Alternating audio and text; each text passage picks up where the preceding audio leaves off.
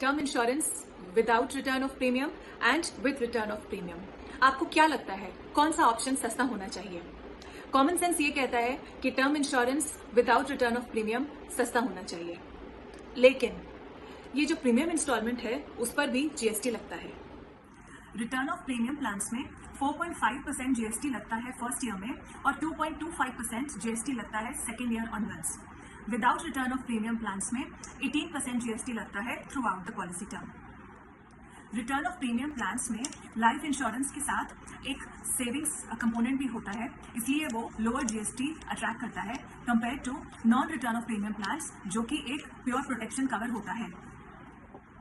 Non return of premium plans का जो base premium amount है वो लोअर होता है return of premium type of plan से, बट जीएसटी एलिमेंट को ऐड करने से कभी कभी ये अमाउंट ज्यादा भी हो सकता है। हम एक एग्जांपल लेते हैं। हमने एक इलस्ट्रेशन निकाली है।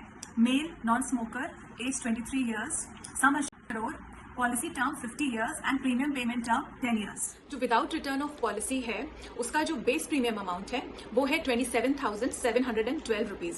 इसमें हम 18% जीएसटी लगाते हैं तो premium with GST instalment amount हमारा आ जाता है 32,700। सेकेंड ईयर ऑनवर्ड्स भी ये अमाउंट सेम रहता है क्योंकि 18% ऑफ जीएसटी ही लगता है। अब with return of premium policy के केस में जो बेस प्रीमियम अमाउंट है वो है 30,979। इसमें 4.5% जीएसटी ऐड करने से तो प्रीमियम इंस्टॉलमेंट विद जीएसटी आता है 32,373 और सेकेंड ईयर ऑनवर्ड्स जीएसटी 2.25% लगता है तो प्रीमियम विद जीएसटी का इंस्टॉलमेंट अमाउंट है 31,676।